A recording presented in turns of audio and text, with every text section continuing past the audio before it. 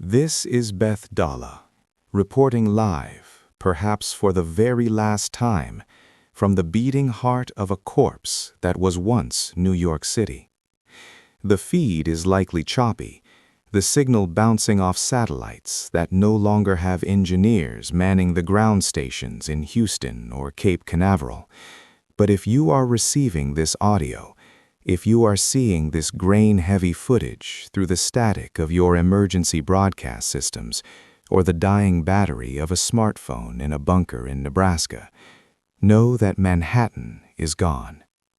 The American dream has been cannibalized.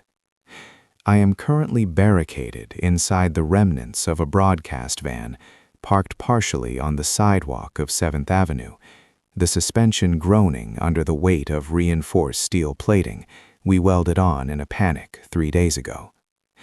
Outside, the air is thick, choked with the acrid, metallic taste of ozone, burning rubber, and the copper tang of spilled blood that seems to coat the back of your throat with every breath. The iconic neon glow of Times Square is flickering, an epileptic strobe light illuminating a slaughterhouse on a scale the human mind refuses to process. The relentless hum of the city that never sleeps has been replaced by a low, guttural moaning that vibrates through the asphalt, the windshield. I can see the carnage of the initial panic, the gridlock of yellow cabs and black SUVs that stretches all the way down to 42nd Street, a river of stagnant metal. A distinct NYPD cruiser, numbered 4052, sits perpendicular to the flow of traffic, its light bar still spinning, casting rhythmic splashes of red and blue against the shattered storefront of a souvenir shop, where I Love NY t-shirts are now used as tourniquets on severed limbs.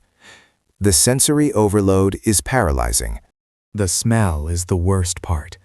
It's not just rot. It's the smell of unwashed bodies, of fear sweat, of burning electrical insulation from the subway grates, all mixing into a miasma that clings to your skin like a layer of grease. I check my tactical vest, the fabric rough against my knuckles. It's a mishmash of gear scavenged from a fallen SWAT officer and items looted from an army surplus store on Canal Street before the looting turned into eating. My hands are shaking, tremors running from my wrists to my elbows, not from cold, but from the adrenaline dump that hasn't subsided in 72 hours. I grip the receiver of the radio, the plastic slick with perspiration and grime. Is anyone out there? This is WNBC, acting on emergency frequency 144.9. Does anyone read? Silence. Just the hiss of white noise, the digital ghost of a nation that disconnected.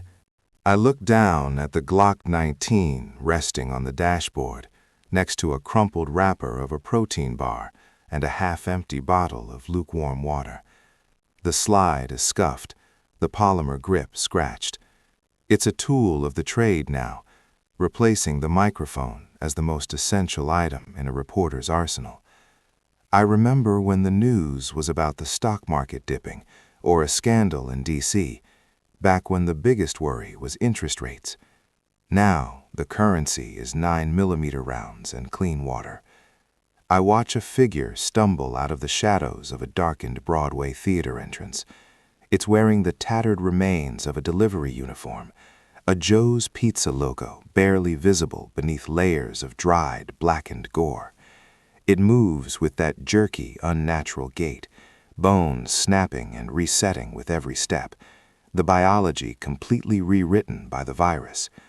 It slams into the side of a stalled delivery truck, rebounding with zero preservation instinct, driven only by the biological imperative to consume. Then, movement in the periphery. A pack of them. Not shamblers, but the runners. They pour out of the subway entrance at 49th Street like cockroaches fleeing a light, scrambling over the hoods of cars, their movements fluid, predatory, terrifyingly fast. I instinctively duck below the dashboard, my heart hammering against my ribs like a trapped bird. The sound of their hands and bare feet slapping against the metal of the gridlocked cars is deafening, a drumbeat of death approaching. I can hear the glass shattering further down the block, the scream of metal tearing. They are hunting, and we are the last scraps of meat in the tin can. The isolation is crushing. You realize how big America is when it goes silent. The silence of the Great Plains, the emptiness of the Rockies, the dark highways of the Midwest.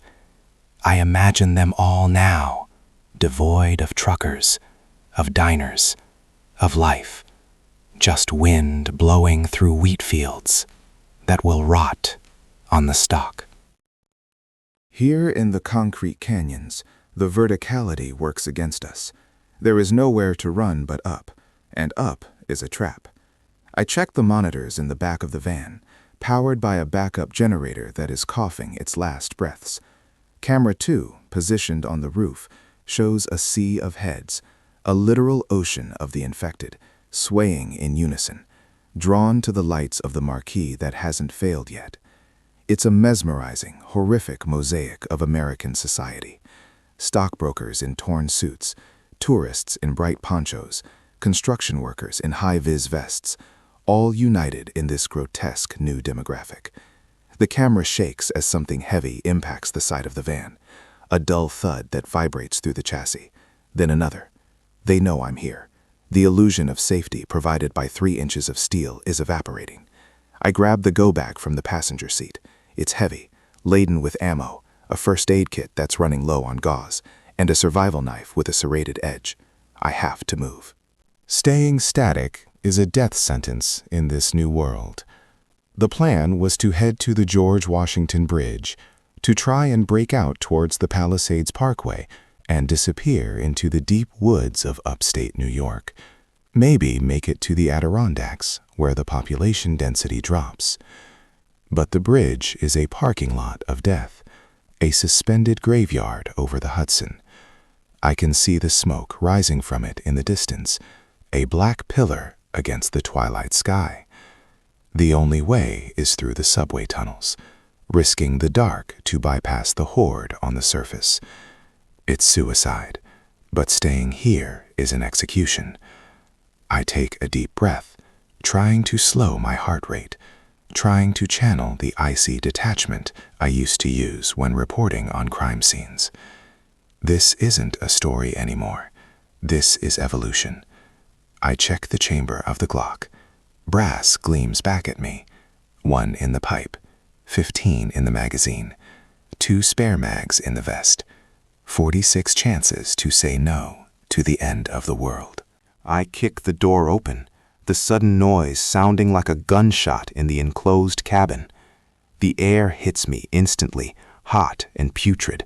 I tumble out onto the asphalt, boots skidding on a slick patch of transmission fluid leaking from a crushed taxi. The noise level spikes instantly. The moans turn into shrieks. They see me. A creature that used to be a beat cop, its uniform shredded to reveal gray, necrotic flesh, lunges from behind the rear bumper of the van. Its eyes are milky white cataracts, devoid of pupil or iris, just blank windows into a void. I raise the weapon, the muscle memory taking over, the sights aligning with the center of the mass. Bang, bang. The double tap echoes off the skyscrapers, rolling down the avenue like thunder. The impacts are wet, visceral. The creature jerks back, black ichor spraying onto the yellow paint of the taxi, and slides down the metal, leaving a smear of corruption. But the shots are a dinner bell. Every head on the block snaps toward me. The collective hiss of intake breath is the sound of 1,000 predators locking onto prey. I scramble over the hood of the police cruiser, the metal hot under my palms, my boots crushing the light bar. I sprint toward the subway entrance, the gaping maw of the underground calling to me. It's a choice between the wolves and the dark. I choose the dark. I vault over the turnstiles, my gear rattling, the breath tearing at my throat. The stairs down to the platform are slick with slime and trash.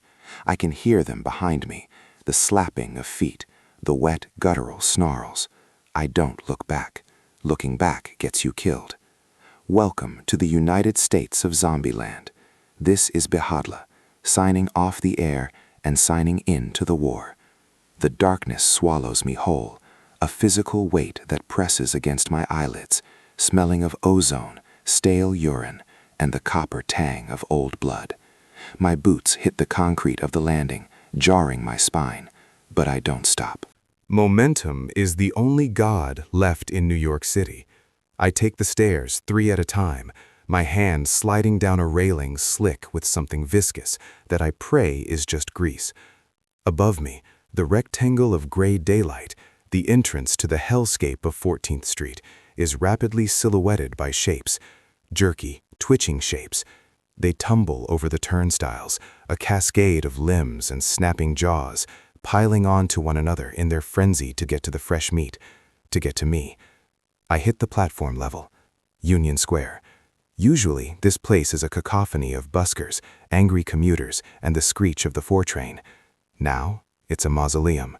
The emergency lights cast a sickly, jaundice yellow glow over the tiled walls. The silence is the worst part. It's not quiet. There's the distant dripping of water, the hum of electricity, the scurrying of rats. But the human noise, the pulse of the city, is flatlined. I scramble behind a concrete pillar, my chest heaving, the Kevlar vest feeling like a corset of lead. I check the weapon I pulled from the cruiser. A standard issue Glock 17. The slide is sticky. There's grit in the mechanism. I rack it anyway. 1 in the chamber, 12 in the mag. Against a city of 8 million infected. The math is laughable. Okay, Behdala, I whisper, the sound of my own voice startling me. Okay, you wanted the story. You got the exclusive.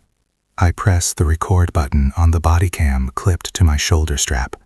The red light blinks, a tiny heartbeat in the gloom. I'm not broadcasting anymore. The towers are dead. The internet is a memory, but the habit dies hard. If I die down here, someone, someday, might find the card. They need to know what happened to the United States. They need to know about Bert. The creatures, the Berts, as the internet called them before the internet died, are spilling down the stairs. I hear the wet slap of their bare feet on the tiles.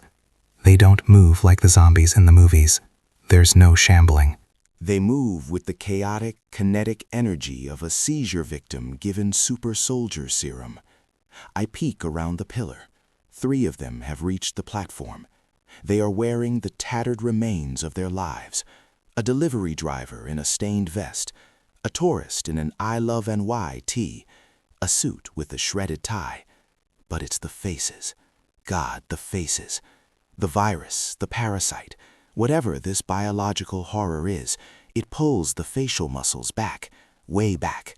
It stretches the lips until the corners tear, exposing gums and teeth in a permanent, wide-eyed rictus grin. The Bert face, the meme that ate the world. It's not aggression. It looks like manic, terrified joy.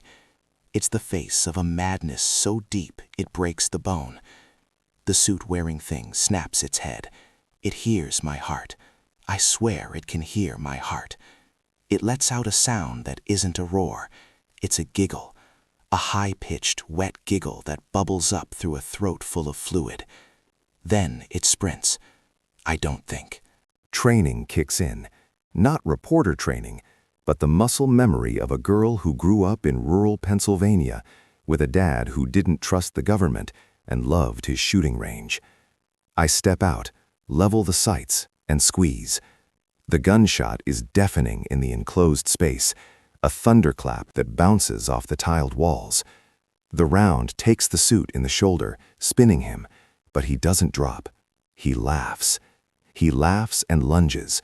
The second shot takes him in the bridge of the nose. His head snaps back. the grin finally ruined, and he drops like a sack of wet cement. But the dinner bell has rung again. The others shriek, a chorus of warped joy, and charge. I turn and run. I vault the edge of the platform and drop onto the tracks. The gravel crunches under my boots. I know the third rail is the kiss of death, usually 600 volts of game over, but the tunnel lights are flickering, suggesting the grid is failing. I don't test it. I stick to the center, sprinting into the black throat of the tunnel, heading downtown, towards the dark, away from the light. The tunnel is a different world. The air is cooler here, heavy with the smell of rust and ancient dust. My flashlight beam cuts a cone through the particulate matter. It catches the eyes of rats, thousands of them, a carpet of gray fur flowing away from me. Even the rats are scared. I run until my lungs burn, until the sounds of the pursuit fade into the ambient groan of the underground. I slow to a jog, then a walk, weapon raised, sweeping the darkness. I pass a stalled train about 500 yards in. It's an R train, dark and silent. The windows are smeared with handprints from the inside. Red handprints. I shine my light into the first car. It's a tomb. Bodies are piled against the doors, tangled together. They didn't get out. They turned on each other in the dark. I see a woman still clutching a briefcase. I see a child's stroller crushed under a heavy boot. The corruption is thick here. A black, oily substance coats the floor, pulsing slightly, like it's breathing. This is what Bert leaves behind. It's not just a rage virus. It's terraforming. It's changing the biology of the city itself. I keep moving. I have to find a way out or a way through. The plan, if you can call it that, is to get to the Brooklyn Bridge. The military was supposedly holding the bridge. If the bridge is gone, then Manhattan is a sealed coffin, and I am just another ghost waiting to happen. Suddenly, a voice echoes through the tunnel.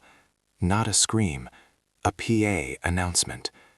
Please, stand clear of the closing doors.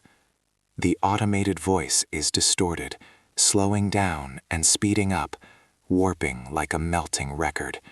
It's coming from up ahead, Astor Place Station. I creep forward. The platform ahead is lit by a flare, a red, sputtering magnesium fire burning in the center of the tracks. Someone is here. I climb up the maintenance ladder to the platform, keeping low. The station is a fortress, or it was tried to be. Vending machines have been overturned to form a barricade. Behind it, sitting on a plastic crate, is a man.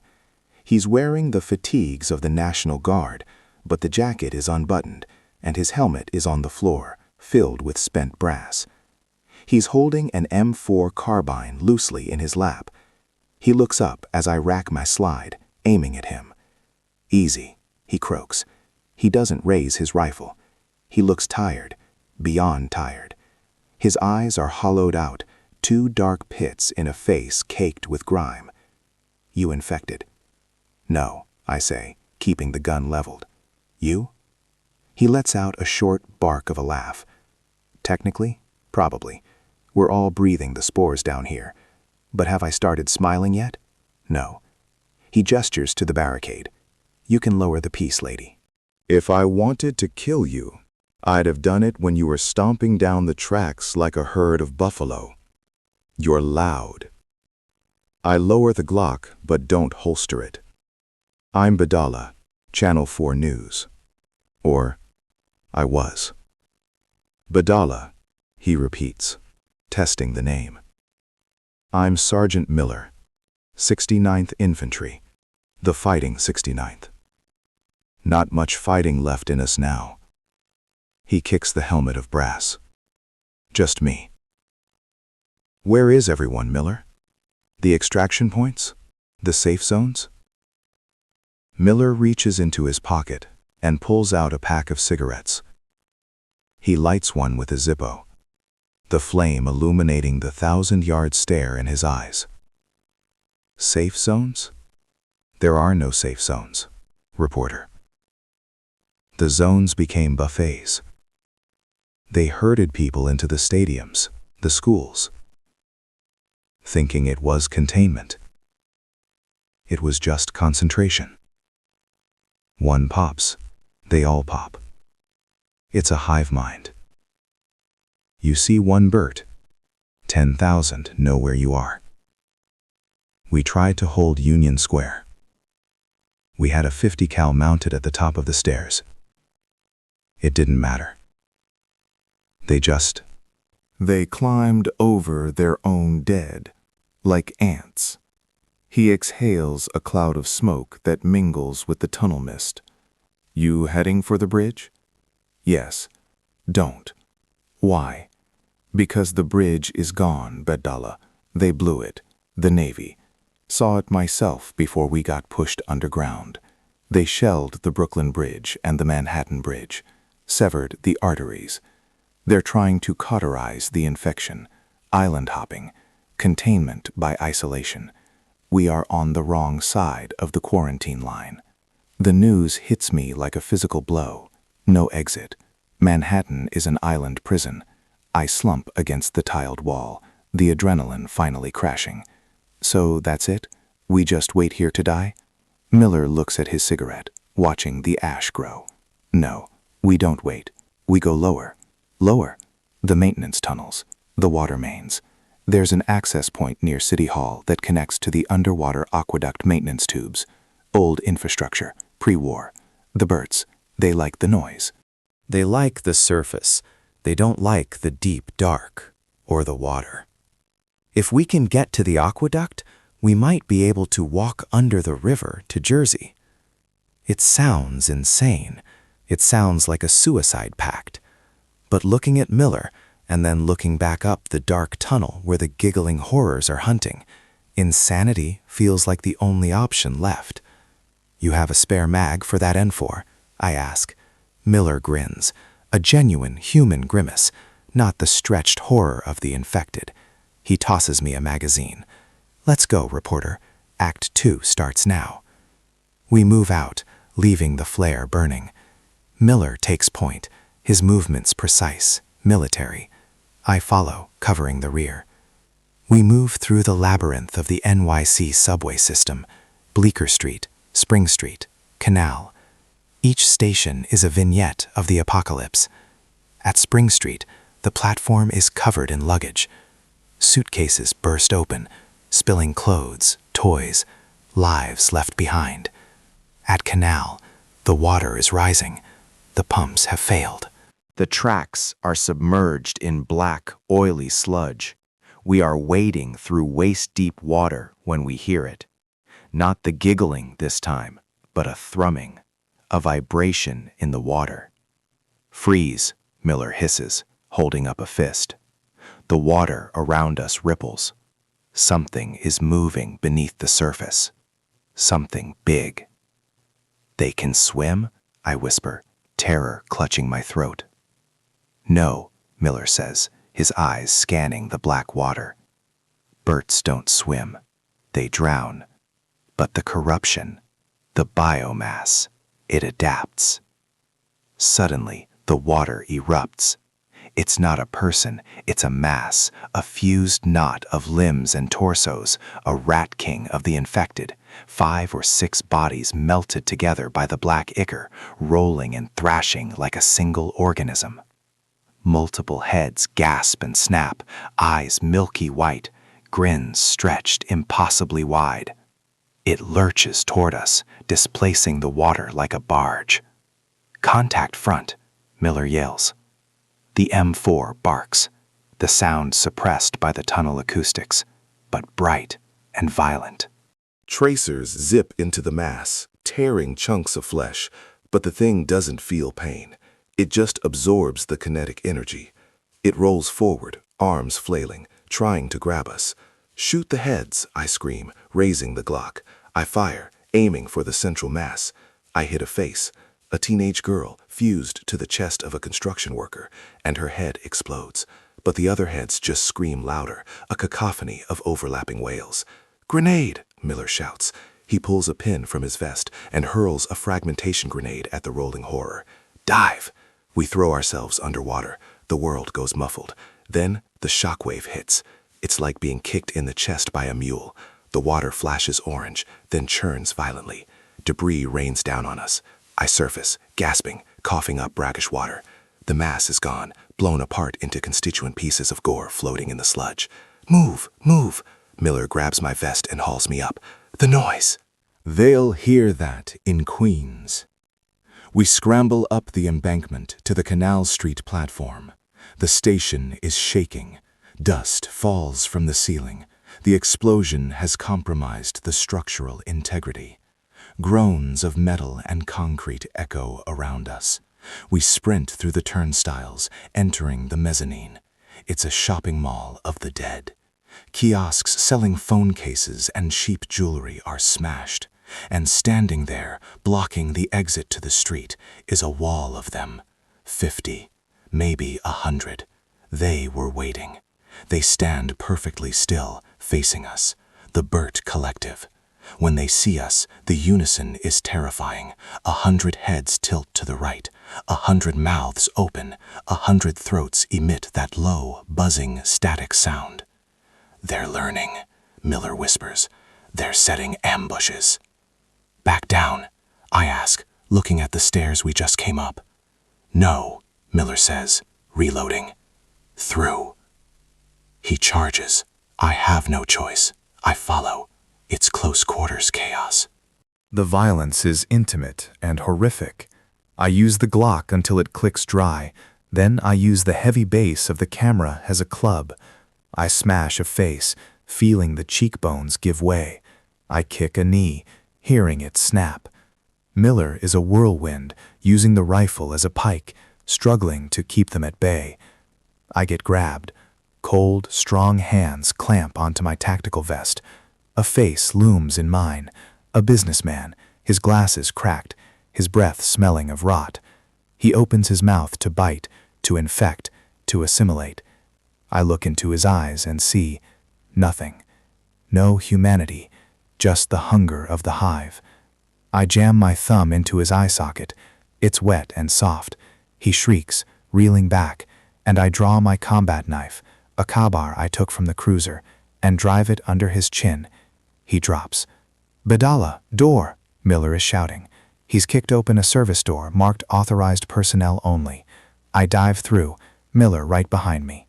He slams the heavy steel door shut and throws the deadbolt. He slams the heavy steel door shut and throws the deadbolt, just as the bodies slam against it from the other side. The metal groans, dents appearing as they hammer against it. We are in a maintenance corridor. Pipes line the walls, hissing steam. We are alive, for now. Miller slides down the wall, clutching his side. His fatigues are dark with blood. "You're hit," I say, rushing to him. "Ricochet or a claw, doesn't matter," he wheezes. He looks at me, and for the first time I see fear. "Did you see them? Upstairs." I saw them.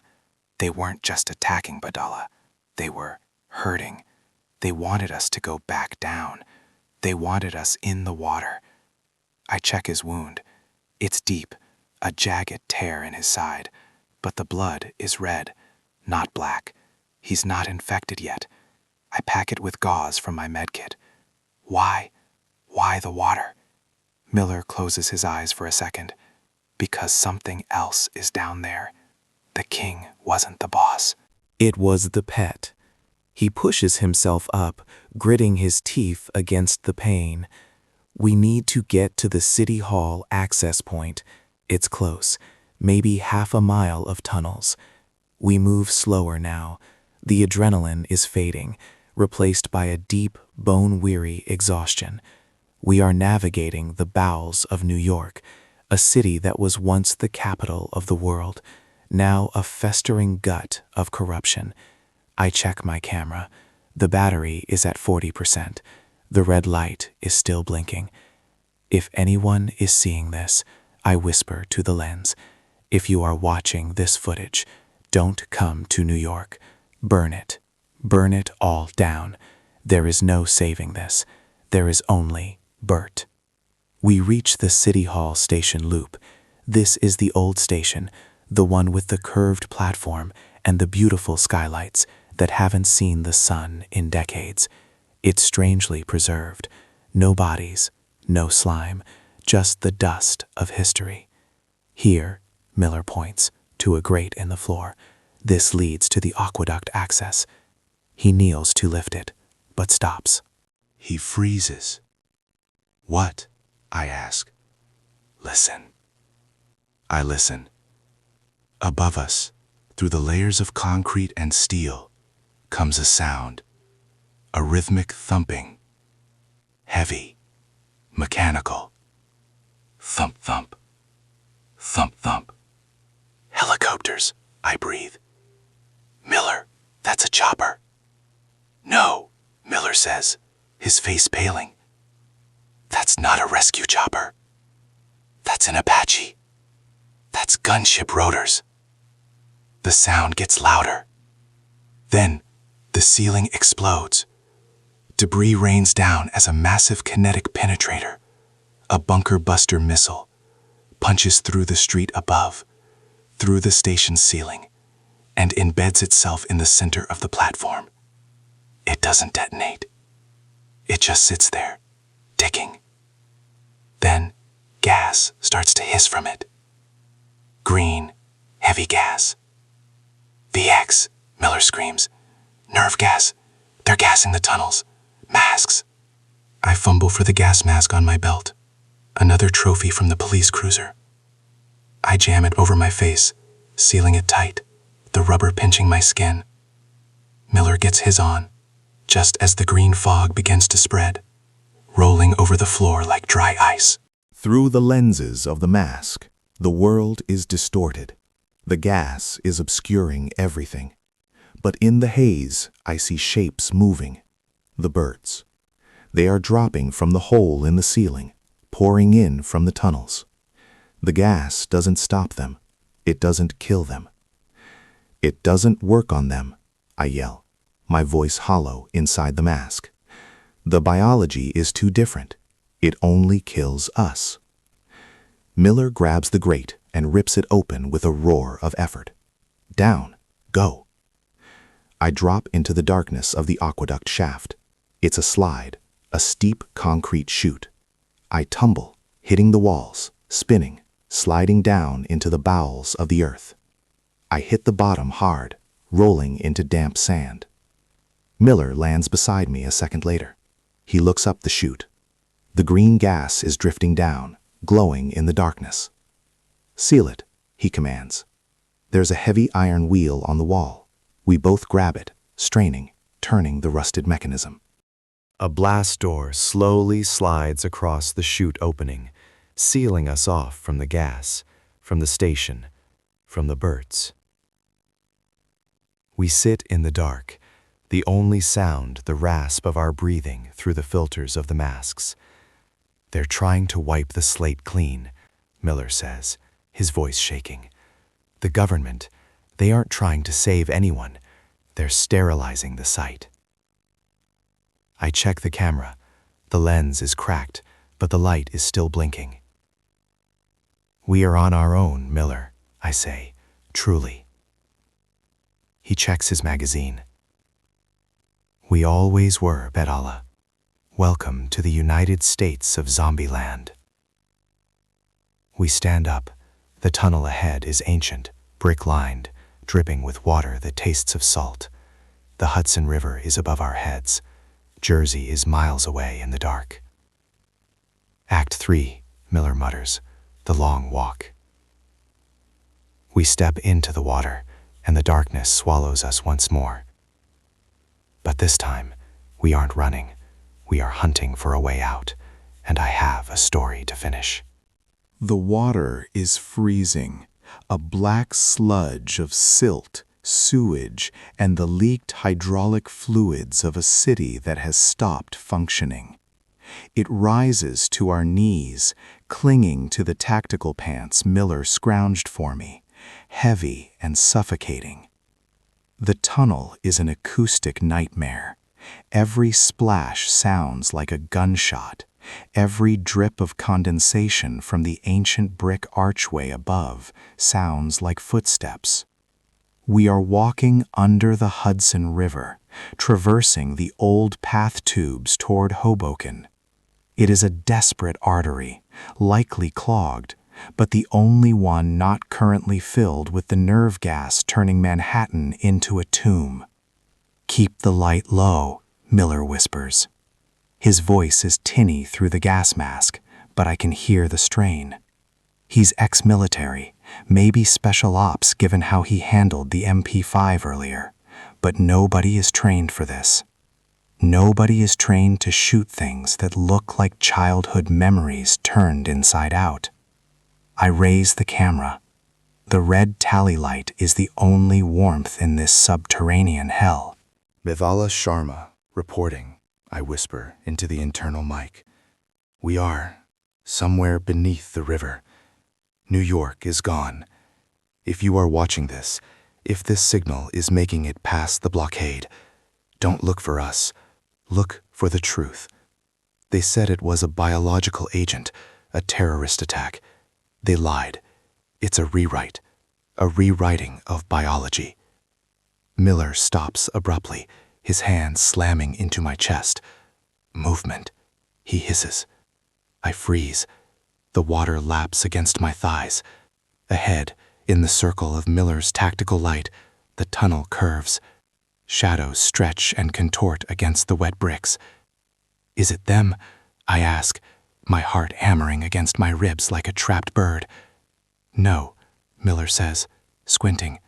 It's infrastructure. We move forward, cautious.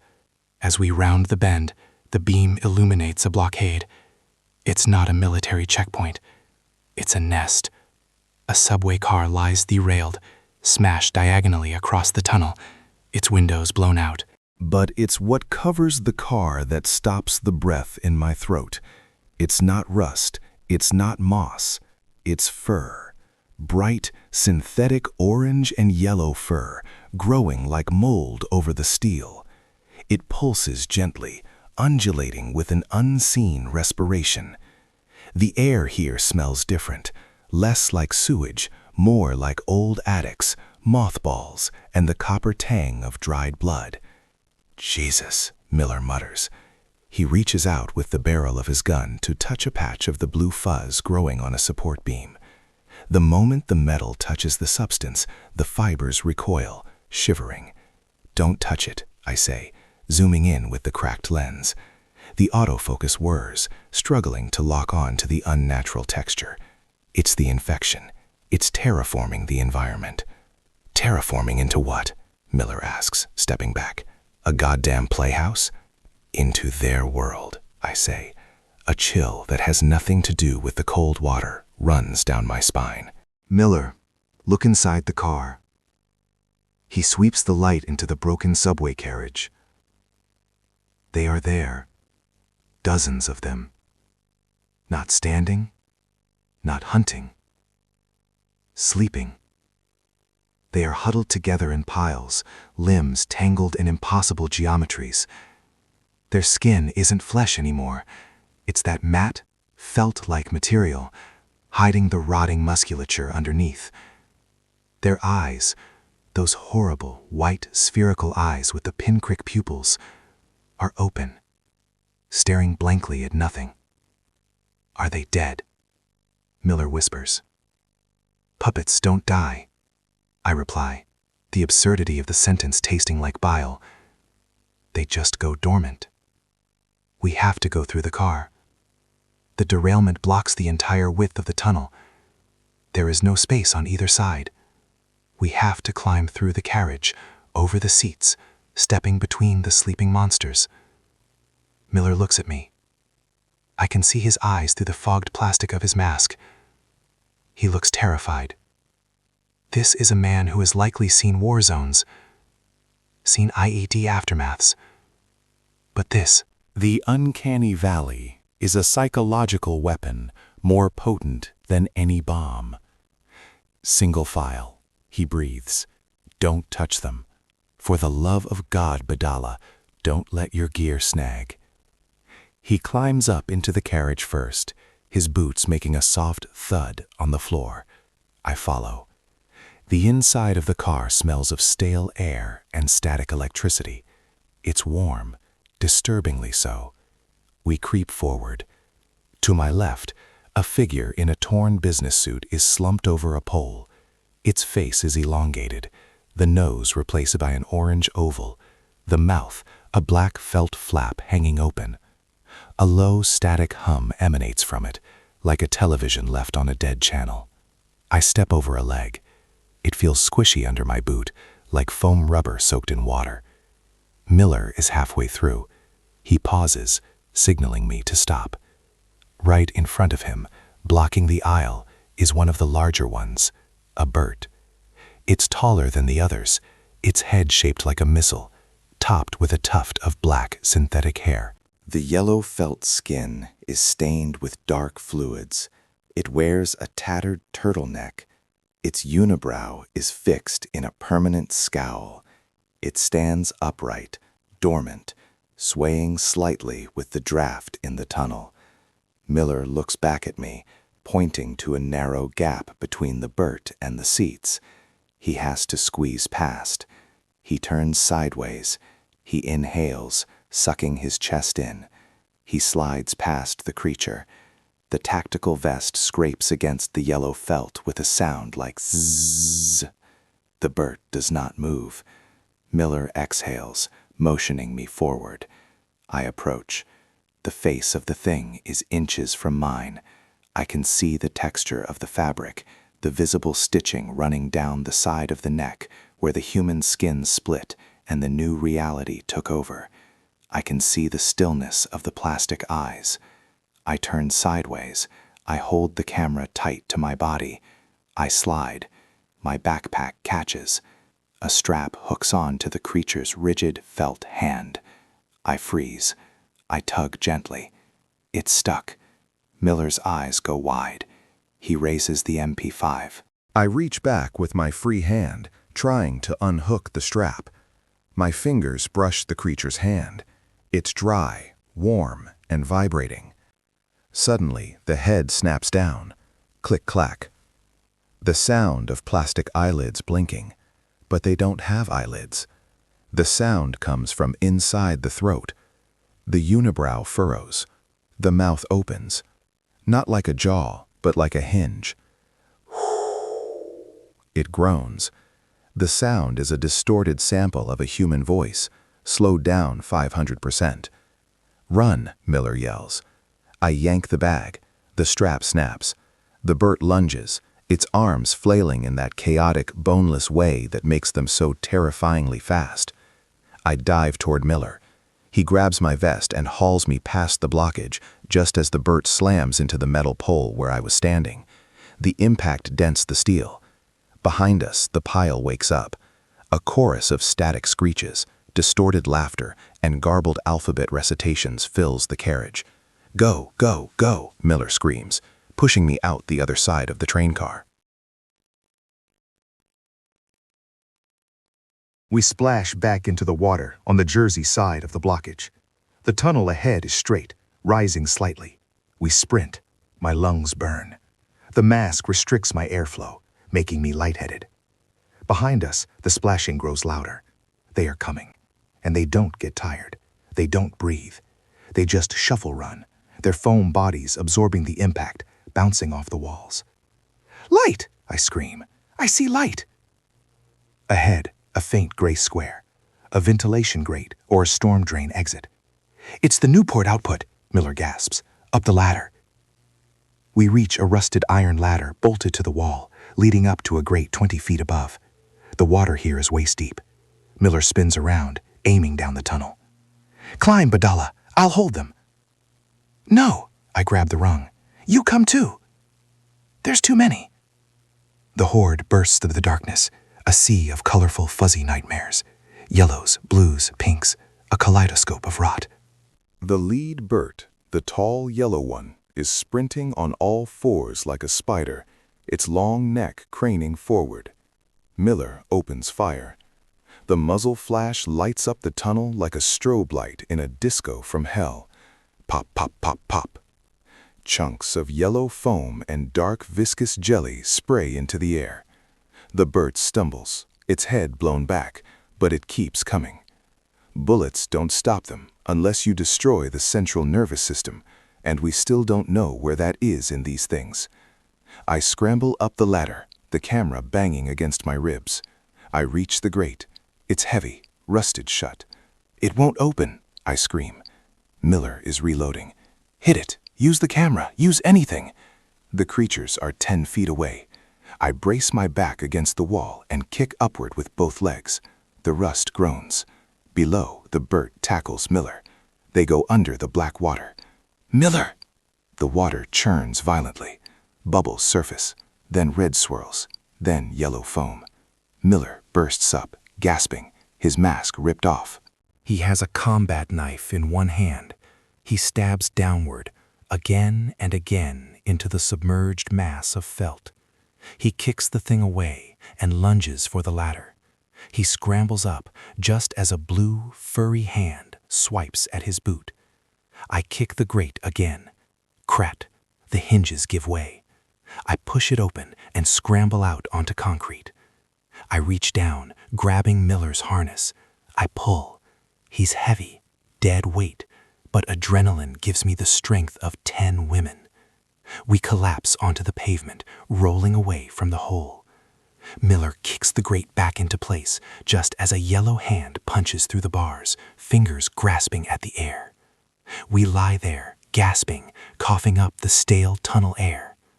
Slowly, the sounds of the struggle fade, replaced by the ambient noise of wind.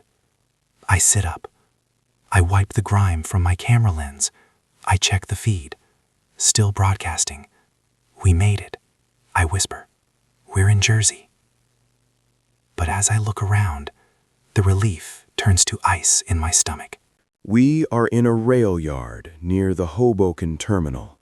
The sky is a bruised purple, choked with smoke. To the east, across the river, Manhattan is burning. The skyline is a jagged row of broken teeth against the fire. The smoke columns are massive, leaning over the harbor. But it's not the fire that scares me. It's what I see here. The rail yard is full of trains, military trains, flatbeds loaded with tanks, boxcars marked with biohazard symbols, and they are all abandoned. Miller, I say, my voice trembling. Where is the army? Where is the blockade? Miller stands up, swaying. He is bleeding from a scratch on his neck. He looks at the silent trains. He looks at the empty guard towers. They didn't just sterilize New York, Miller says, his voice hollow. They fell back. They lost Jersey too. We walk toward the terminal. The streets of Hoboken are empty, silent. Papers blow across the asphalt. Then, I see it. On the side of a brick building, a mural. It used to be an advertisement for insurance or soda. Now it has been painted over. Crude, thick strokes of paint. It depicts a face, a round orange face, a button nose, no eyes, just black voids, and written underneath in dripping red spray paint. C is for chaos. They have a culture? I whisper, zooming in on the graffiti. Miller, the Berts, they're making art. That's not art, Miller says, racking the slide of his MP5. That's a territory marker. A sound echoes through the empty streets.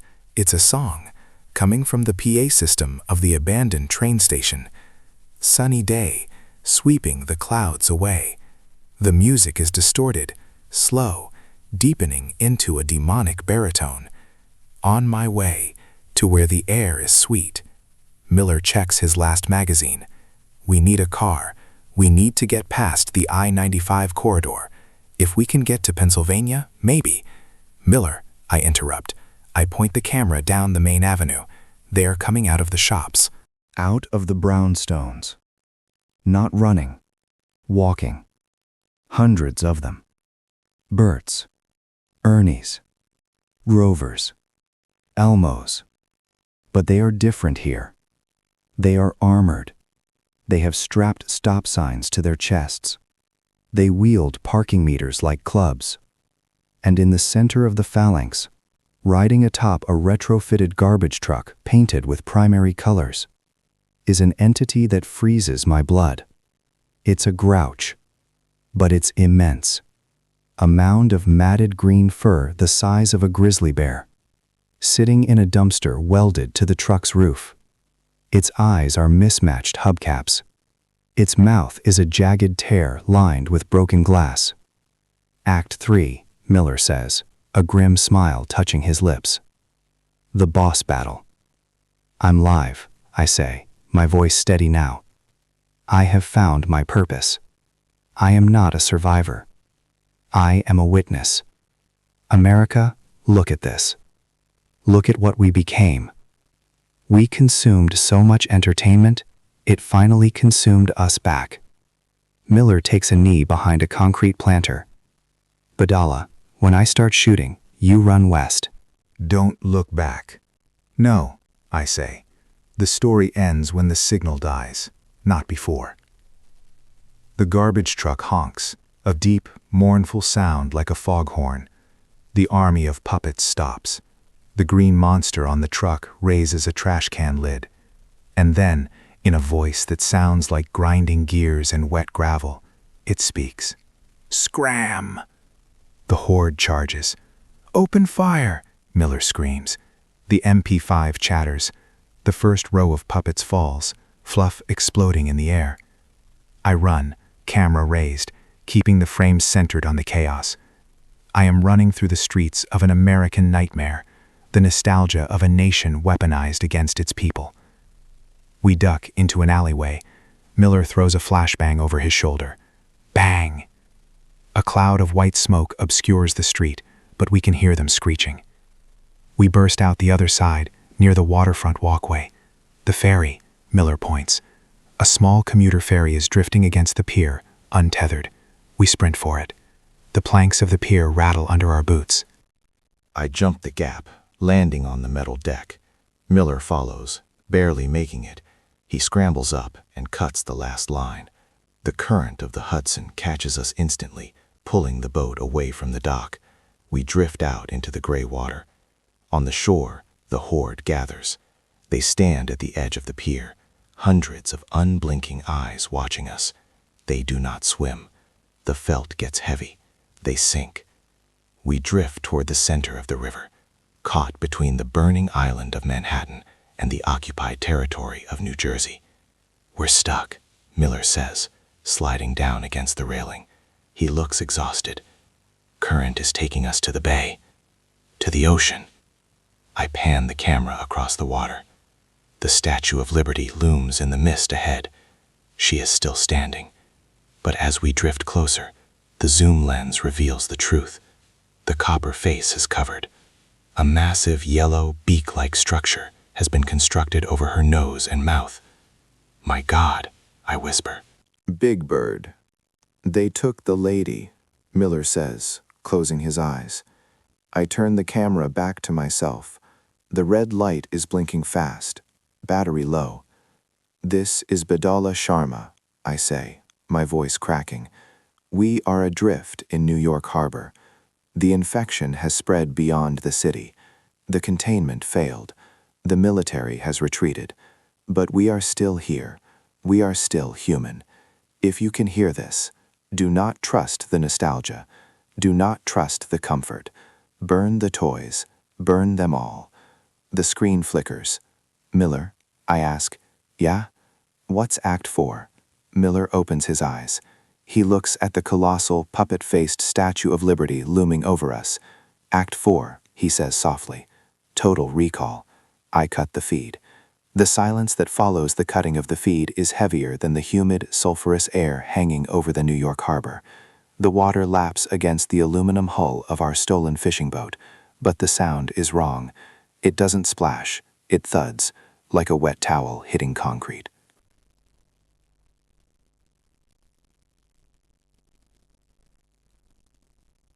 I look over the gunwale. The water isn't water anymore. It is a thick, gelatinous sludge, swirling with frantic, unnatural colors, primary blues, vibrant reds, and a sickly, synthetic yellow.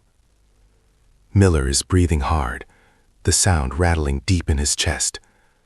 The red battery light on his camera is dead, but he clutches the device like a holy relic. It's his shield. It's the only thing that separates him from the insanity blooming across the skyline. Total recall, I repeat, the words tasting like copper in my mouth. What does that mean, Miller? He stares up at the Statue of Liberty. The fog has thinned enough to see the abomination clearly now. The lady's torch has been extinguished, replaced by a massive vertical tuft of black, static-charged wiring that mimics hair. The beak, that monstrous yellow beak, constructed from sheet metal and what looks like stretched, tanned skin, is motionless, but the air around it vibrates. A low-frequency hum, the kind that loosens your teeth, radiates from the structure. It's a manufacturing term, Behdala. Miller rasps, his eyes never leaving the statue. When a product is defective, dangerous, the company issues a recall. They bring it all back to the factory to be processed, scrapped, remade. He looks at me, and for the first time, I see the infection in his eyes. The whites are yellowing, not with jaundice, but with something fibrous. The capillaries aren't red. They are orange, looking like threaded stitching. "We're the product," he whispers, "and the factory is open." We hit the seawall at Battery Park with a grinding crunch. The impact throws us forward, but we scramble up, driven by the primal urge to find solid ground. But there is no solid ground left in Manhattan. As I climb onto the promenade, my boots sink, not into mud, but into a deep, lush green carpet that has overgrown the concrete. It covers everything. The benches, the railings, the dead lampposts. It's a shag rug, endless and synthetic, mimicking grass, but smelling of mothballs and old attic dust. The trees are still standing, but their bark has smoothed out, turning into brown felt. The leaves are stiff, cut from construction paper, rustling with a dry, scratching sound in the wind. "Don't touch it," I hiss, pulling my jacket tight. "Don't touch anything." "We have to get to Midtown," Miller says, hoisting the heavy camera onto his shoulder, despite the dead battery. "NBC Studios, 30 Rock. If the military transmitters are down, the broadcast arrays on the Rock are the only things with the wattage to punch through this interference. We have to warn the West. They need to know about the recall." "Miller, you can barely walk." "Then carry the tape," he snaps, a flash of his old gruff producer self breaking through. "Because if we don't tell them, the whole country becomes a playground." And I am not dying in a playground. We move north. The financial district is a tomb. The towering skyscrapers of glass and steel are undergoing a metamorphosis. The sharp angles are softening, rounding out. The cold glass is fogging over, turning opaque and white. The entire city is being baby-proofed. We pass the charging bull of Wall Street. It hasn't been spared. It is covered in blue fur. Its eyes have been replaced with two massive, googly plastic discs that rattle as the wind hits them. Underneath the fur, I can hear the bronze groaning. Or maybe it's something alive trapped inside. There are bodies, but not like a war zone. There is no blood. When the people here died or changed, they didn't bleed. They spilled stuffing. White cottony fluff drifts through the streets like dandelion spores, clinging to our clothes. Piles of empty clothes lie on the street corners, but inside the collars and cuffs, there is no rot, just more felt, more wire. We are passing Trinity Church when we hear the first sound that isn't the wind. It's a laugh. It's a high-pitched, staccato giggle. Heh heh. We freeze. Miller swings the camera up, pure muscle memory. I pull the flare gun from my belt, my only weapon. Out of the gloom of the graveyard, a figure stumbles. It's wearing a tailored suit, torn at the shoulders. It was a man once, a banker, maybe. But now his head hangs loosely on a neck that is too long, too flexible. His skin is a bright, violently pink fleece. His mouth hangs open in a permanent, rigid smile, the jaw unhinged. He sees us. The giggle stops. His head snaps up with a whirring, servo-like sound. Sunny days. The thing croaks. The voice is distorted, as if played through a blown speaker. Sweep in the clouds away. Back up, Miller warns. On my way. The thing lunges, its limbs flailing with the boneless, chaotic energy of a marionette whose strings have been cut. I fire the flare gun. The magnesium slug hits the creature in the chest. It doesn't scream. It bursts into flames. But the smell isn't burning flesh. It smells like burning plastic and melting polyester. The thing continues to flail, engulfed in fire, laughing that mechanical, pre-recorded laugh until it collapses into a pile of molten slag. Go, Miller wheezes. Run. We run. We run until the air burns in our lungs. We run past City Hall, where the pillars are painted with primary colors. We run through neighborhoods that used to be gritty and real, now sanitized into a grotesque parody of a children's set. The street signs have been changed. Canal Street is gone. A crudely painted sign reads, Alphabet Avenue. By the time we hit Union Square, the sun is setting, but the sky doesn't darken. It turns a static-filled gray, like a television tuned to a dead channel. Miller collapses near the subway entrance. I drop to my knees beside him. He's sweating, but the sweat is thick and white, like paste. Miller, stay with me. He looks at his hands. The fingers are fusing together. The separation between them is vanishing, the skin stitching itself shut to form a pall. I can hear it, Behdala, he whispers, tears leaking from his mismatched eyes. It's in my head. 1, 2, 3 deaths. Ah. Stop it, I grab his shoulders. Focus, we're almost to Midtown. No, he pushes the camera into my chest. It's heavy. You go. I'm part of the cast now. I can feel the script taking over. I am not leaving you. Look at me, he screams, and the sound is wrong. It's a Muppet's roar. He looks up, and his nose is gone.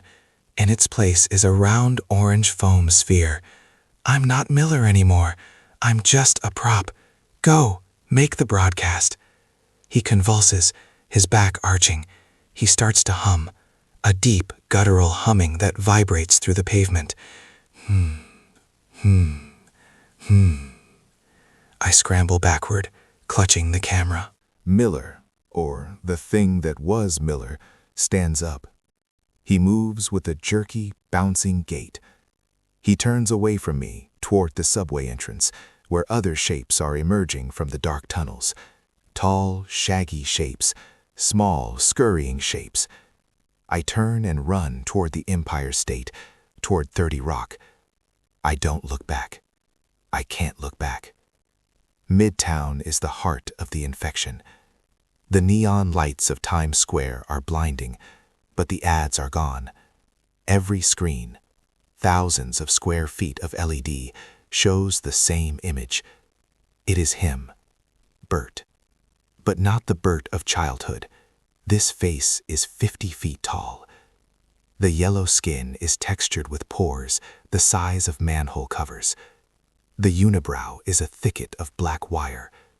The eyes are voids, absolute and unblinking, staring straight down 7th Avenue.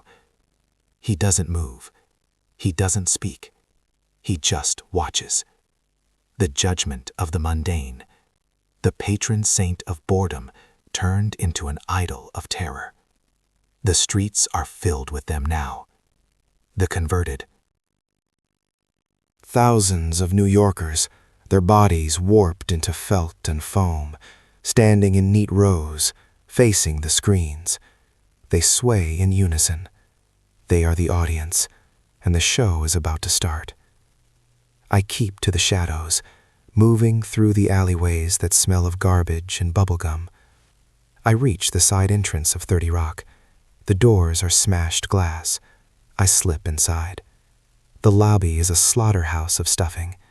The famous mural is covered in erratic scribbles of crayon, red and black crayon, spelling out B is for blood and E is for entropy. The elevators are dead. I take the stairs. 65 floors. My legs burn. My lungs scream. I am running on adrenaline and the sheer terror of what lies behind me. On the 20th floor, I hear them in the stairwell below, the slapping of felt feet, the giggling. I climb faster. By the 40th floor, I am hallucinating. I hear the theme song playing in the pipes of the building. I see faces in the peeling paint. By the 60th floor, I am dragging myself up by the railings. I burst onto the roof. The wind is howling, carrying the scent of ozone and burning toys. The transmission tower looms above me, a skeleton of steel against the static sky.